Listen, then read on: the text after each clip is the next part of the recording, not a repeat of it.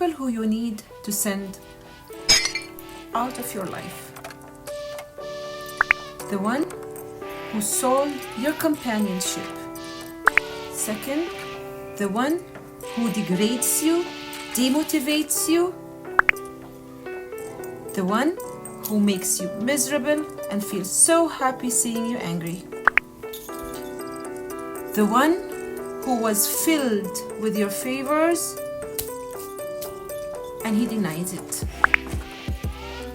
The one who thinks himself always right.